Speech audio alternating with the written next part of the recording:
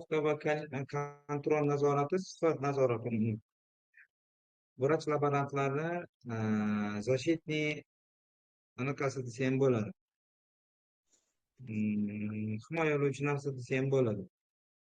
Umuman olganda O'zbekistonda hozirgi kunda IXLA bo'yicha kontrol nazoratlaridan biri bu Randex kontrollar.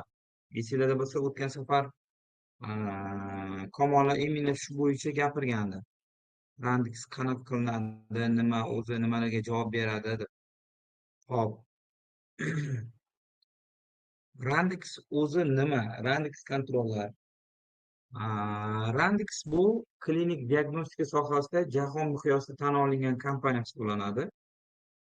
Ular yuqori sifatli International Quality Control, ya'ni ichki sifat nazorati va International Quality Assessment, ya'ni tashqi sifat tashqi sifatni baholash uchun kontrol. Ikki xil kontroli bor. Aynan bu anaqa. Ichki va tashqi. Asosiy anaqalari nima deydi? Aynan o'sha ichki kontrollari nimalarga ishlatilishi, bu asosan xuddi mana biokimiyada ishlatiladigan multikalibratorlarga o'xshagan. Ya'ni bir necha anaqalarda o'z ichiga oladi, ko'rsatkichlarni. Ular o'zi ko'p parametrli suyuq faol nazorat sinovlari bo'ladi yoki bo'lmasa aynan elektrolitlar, fermentlar, gormonlar, dori moddalari, lipidlar yoki boshqa moddalar uchun ishlatiladi va uzoq muddat barqarorligi 2-3 yilgacha bo'ladi. Ichki kontrolda hozir sizlarga aytdim. Tashqi kontroli bu asosan jahon miqyosidagi o'sha International Quality Assessment dasturi, bu 50 dan ortiq dasturdagi biokimiya, gematologiya, immunologiya, infeksiyalarni aniqlash va hokazo. Har oy yoki haftada natijalar yuborib baholanadi. Bunda nima qilinadi? Masalan, sizlarda IXLA analizatorlar bor. Randex programmasiga kirgan ayrim emas, deyarli barcha gormonlarni yoki onkomarkerlarni yoki boshqalarni hammasini sizlar shu kontroldan o'tkazasizlar. Bu kontrol qanaqa bo'ladi? Masalan, bir kunda bir marta va har 2 oydami, har oydami shunaqa bo'ladi. 1 yil davomida kontrol qo'yib, atvetlari, o'sha rezultatlari o'sha ofitsialniy distribyutorlarga yuboriladi va ular 1 yil davomidagi anaqaga qarab, rezultatlarga, ya'ni natijalarga qarab turib, bu analizator Randex uchun, ya'ni Randex kontrolidan o'ta oldi yoki o'ta olmadi degan to'xtamga keladi va o'sha orqali o'sha laboratoriyaga anaqa beriladi, sertifikat beriladi. Randex anaqasidan o'tgan, sifat nazoratidan o'tgan. Va sizlar bu sifat nazorati orqali o'zinglarni ishlayotgan analizatorlarda aynan o'sha Randexdan o'tgan gormon bo'ladimi yoki onkomarker bo'ladimi, aynan o'sha parametrlar bo'yicha sizlar bemalol dunyo miqyosida tan olingan deb hisobga olinasizlar. Ya'ni deylik, sizlarda kimdir masalan TTga topshirdi, qanaqadir anaqasi bor, nima deydi, shubhasi bor, boshqa joyga borib topshirdi, boshqacha atvet. Sizlarga kelib turib to'polon qilsa ham sizlar aytishinglar mumkin, что qanaqa sizlarda dunyo miqyosida tan olingan Randexdan o'tgan. O'shaning uchun.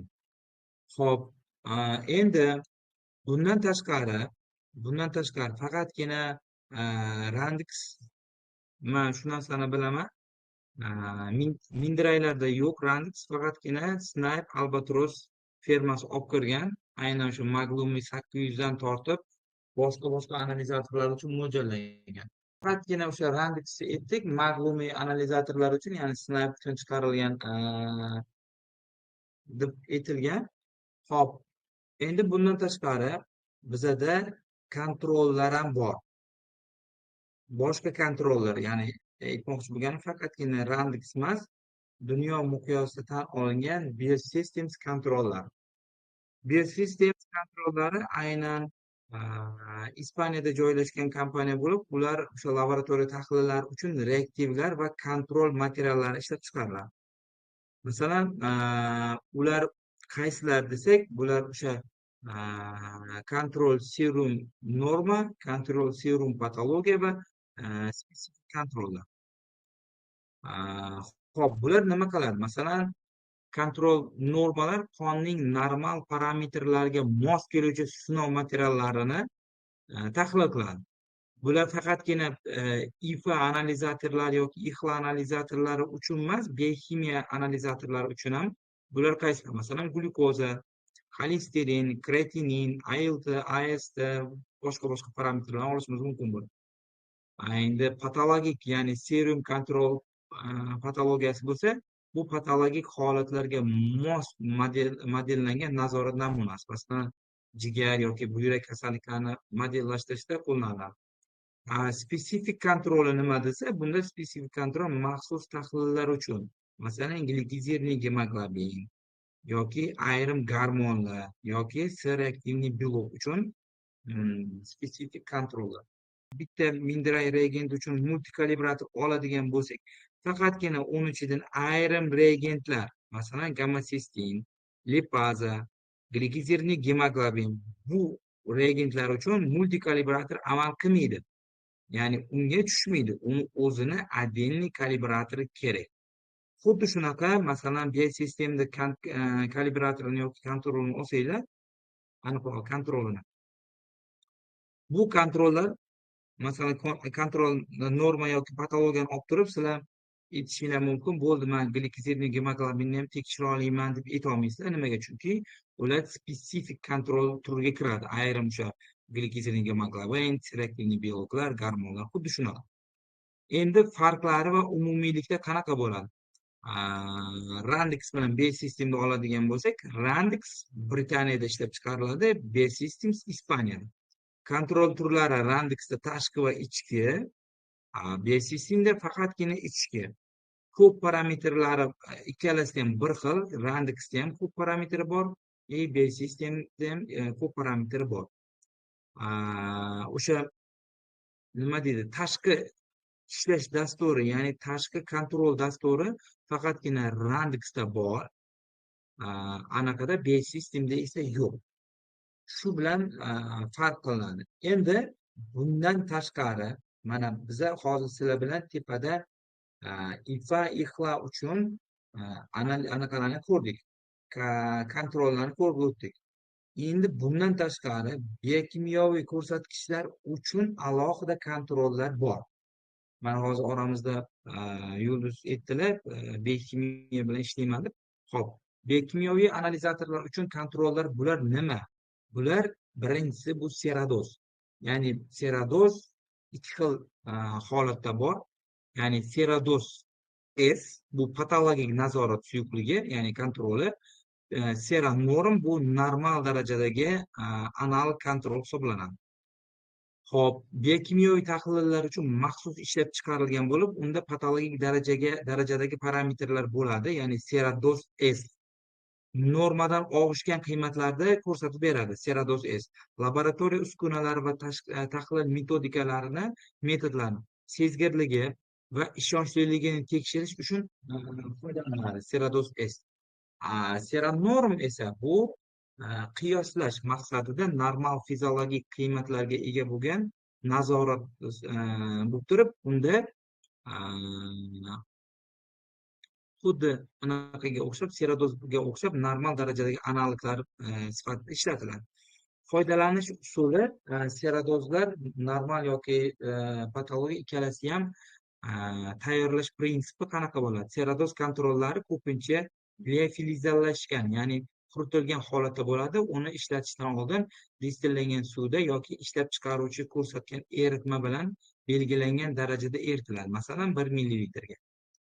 Qo'llash usuli, kontrol namuna tahlillari apparatga biokimyoviy tahlillar uchun yuboriladi. Odatda asosan seradozlar glyukoza, xolesterin, kreatinin, ALT, AST, shelashniy fosfataza, bilirubin va boshqa ko'pgina biokimyoviy parametrlarni nazorat qilish uchun ishlatiladi. Natijalarni baholash qanaqa? Olingan o'sha natijalar, qiymatlar ishlab chiqaruvchi ko'rsatilgan referens diapazon bilan taqqoslanadi. Agar qiymatlar belgilangan chegarada chiqsa, tahlil jarayoni xatolik yo'qligini, agar chegaradan oshib ketgan bo'lsa, bu xatolik borligini bildiradi. Qo'llanish davriyligi qanaqa deydigan bo'lsak, seradozlarni kontrollaydi. Odatda har bir tahlil boshlanishida kontrol qo'yish kerak. Ya'ni kunlik, har 8 soatda yoki har haftada navbat bilan almashtiriladi. Seradoz kontrollaridagi parametrlar mos ravishda masalan biroz tahlil turiga qarab turib farq qiladi. Masalan, nima deydi? Ular aynan o'zlarini korobkasida yoki o'sha anaqasini ochilganda, yangi korobka ochilganda ichida parametrlar yozilgan anaqasi bo'ladi. Nima deydi? Yo'riqnomasi bo'ladi. Mana shu anaqa bo'yicha, grafik bo'yicha, ya'ni anaqa bo'ladi, nima shablon bo'ladi. Mana shu shablon bo'yicha biz chiqqan qiymatni solishtirib boramiz. Agar hamma joyida bo'lsa, demak bizda reagentimiz ham analizatorimiz ham to'g'ri ishlayotganligini darak beradi. Tahlil natijalarini aniqligi va takrorlanuvchanligini ta'minlash uchun laboratoriyada asosan 50-60% holatda seradoz ishlatiladi. Endi bundan tashqari, seradozdan tashqari, yana aytib o'taman, biza yuqorida Bsystem, Randexda masalan aytib o'tdik, IFA va IXLA uchun, ko'proq IXLA uchun Bsystem, IFA, IXLA biokimyo uchun seradoz bilan xumatrollar esa faqatgina biokimyoviy parametrlar uchun. Xo'p, aynan o'sha biza hozir seradozda aytib o'tdik-ku, qanaqa biokimyo ko'rsatkichlarga ta'sir qiladi, qaysi parametrlarni tekshirsa bo'ladi deb. Xo'p, xuddi shunaqa sifat nazoratlaridan yana bittasi bu xumatrol degan kontrolimiz. Uni ham ikkita turi bor: xumatrol norma M va xumatrol patologiya P. Klinik biokimyoviy laboratoriyada ishlatiladigan nazorat suyuqliklari, ya'ni kontrol materiallari bo'lib, ular asosan ichki sifat nazorati uchun ishlatiladi. Ya'ni o'sha xumatrol norma patologiya ichki sifat nazorati uchun ishlatiladi. Bu kontrollar aniqlansa, o'sha ayni kontrollar aynan Germaniyani Human kompaniyasi tahlil usullarida keng qo'llaniladi. Xumatrol norma va xumatrol patologiya umumiy tasnifiga qaraydigan bo'lsak, xumatrol norma fiziologik diapazondagi parametrlar. Xumatrol patologik kasallik darajasidagi parametrlar. Bu kontrollar qon yoki o'sha sivrutkalarni nima deydi, modellashgan analog hisoblanadi. Tahlil apparatni kalibrovka qilish, tekshirish va tahlil jarayonida xatoliklar bor yoki yo'qligini aniqlash uchun ishlatiladi. Endi xumatrol norma va patologiyani tayyorlash prinsipi liofilizlashgan, ya'ni quritilgan holda bo'ladi. Uni ham odatda bitta idishchasini 3 ml dan 5 ml gacha bo'lgan o'zini eritmasida eritib olinadi. Kontrollarni ishlatishdan oldin distillangan suv bilan yoki bo'lmasa o'z boyaga aytganimizdek maxsus eritmasi bo'ladi, o'zini eritmasi 3 ml yoki 5 ml da. Yoki agar u bo'lmaydigan bo'lsa, distillangan suv bilan eritib olinadi. Xo'p.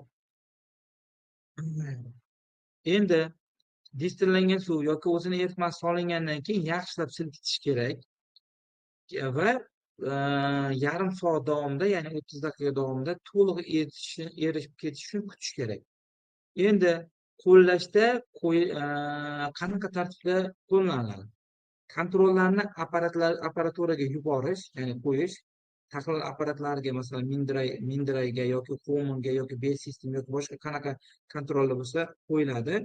Natijalarni taqqoslash, olingan qiymatlar Human kompaniyasi yoki kontrol sertifikatidagi referens diapazonlar bilan solishtiriladi. Agar qiymatlar normadan tashqarida bo'lsa, tahlil jarayonida xatolik bor, reagentlar buzilgan, operator xatosi yoki apparat kalibrovkasida muammo borligini ko'rsatadi. Boya xuddi shunaqa seradozda ham nima dedik? chiqqan qiymati berilgan qiymatlar bilan solishtiramiz deb aytdik. Xuddi Humatrolda ham chiqqan qiymatlarini o'zini o'sha korobkasini ichidan chiqadigan referensli diapazon bilan solishtiramiz. Masalan, ayrimlarni bitta-ikkitasini aytib o'taman. Bular qaysilar? Masalan, oddiy glyukozani oladigan bo'lsak, birligi milligramma detsiliterda aytaman sizlarga. Masalan, normal Humatrol normada 110 milligramma detsiliter, patologiyasi 180-250 milligramma detsiliter.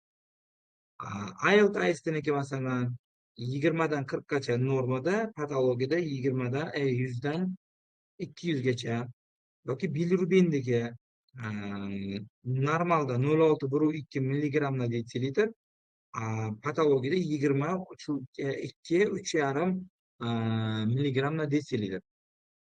Bundan tashqari, hozir sizlarga aytayotgan anaqalar qiymatlari lot partiyaga qarab o'zgarib boradi. Ya'ni masalan, men o'zim uchun bittasini misol sifatida hozir sizlarga aytgan bo'lsam, bu narsa o'zgarishi mumkin lotlarida va partiyasida. Endi davriyligi qanaqa Humatrollarni? Kunlik qo'yiladi. Har kuni tahlil boshlashdan avval navbat alishtirishda, ya'ni smena o'zgarganda va reagent alishganda, yangi reagent ochilganda va qurilmaga texnik xizmat ko'rsatilganda Humatrollar qo'yiladi.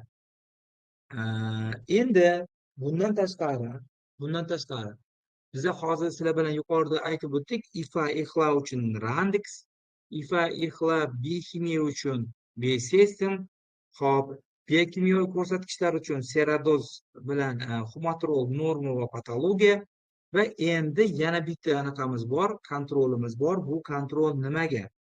Ya'ni biz hozir yuqorida sizlarga aytib o'tgan hammasini sanab o'tdik. Bundan tashqari plus bizada O'zbekistonda foydalanilgan gematologik tahlil uskunalari, ya'ni o'sha Mindiray bo'ladimi, boshqa aynan o'sha gematologik tahlil uskunalari uchun qo'llaniladigan kontrol materiallarni, ya'ni sifat nazoratlari. Gematologik tahlillar uchun ham alohida sifat nazorati mavjud. Bular qanaqa? Bular kalibrovka qilinmaydi, bular faqatgina kontrol qiladi. Xo'p, qanaqa kontrol qilinadi desa, gematologiya analizatori uchun kontrollar umumiy holatda o'sha leykositlar, eritrositlar, gemoglobin, gematokrit, eritrositlarning indekslari, trombositlar va trombositlarda anaqasi shakliga qarab, zichligiga qarab o'zgarish. Xo'p, bu kontrollar bitta gematologik kontrollarimiz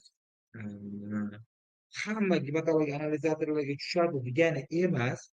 Har bittasini o'zini alohida kontrollari bor. Masalan, Mindiray BS'da 2800 dan tortib to 7720 gacha bo'lgan modellarda hammasida Xitoy davlatida ishlab chiqarilgan Mindiray kontrollari bor. 3 xil bo'ladi, ya'ni normadan yuqori va patologiya. Yo'q, normadan yuqori emas, normadan yuqori, normadan past va norma. 3 xil ko'rsatishdi. Yoki bo'lmasa SILTS seriyali bo'lgan o'sha Yaponiyani SILTS kontrollari bor. Yoki bo'lmasa Sysmixda aynan o'sha XP300, XP100, KX221N shu modellarga tushadigan Yaponiyani Sysmix o'zini Sysmix Check degan kontroli bor. Yoki bo'lmasa Diamond DH seriyasi bo'lgan barcha Diamond gematologiyalarga Xitoyda Diamond kontrollari tushadi. Endi o'zi hozir gematologik kontrollar deb aytyapmiz.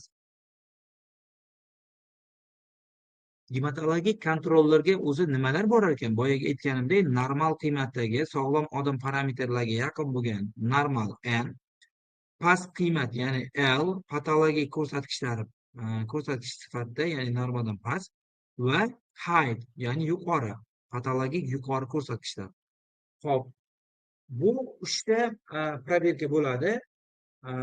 Bularni parametrlariga, ya'ni kontrol degan parametrlarga har bittasini kirgizib olamiz. Stroklari va lotlar bilan kirgizib olamiz.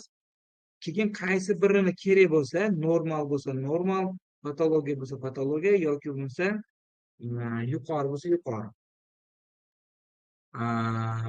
Bularni qanday tekshiramiz? Esinglarda bo'lsa, sizlarga gematologiya darsida man zamonaviy gematologik analizatorlarda, ya'ni Mindray BS720 modelini tushuntirayotganimda sizlarga kontrollarni qo'yasizlar. Agar mabodo kontrollar o'tmaydigan bo'lsa, mana bu parametrdan kirib, sizlar bu narsani kalibrovkasini to'g'irlaysizlar, ruchnoy kalibrovka qilasizlar deb aniq qilgandim, tushuntirgandim. Bundan tashqari o'sha Medlabda o'zimizda anaqani YouTube'da kanalimiz bor. O'sha kanalda ham o'sha Mindray BS 5000midi yo boshqa model 3 deftimi aniq qilganmiz biz.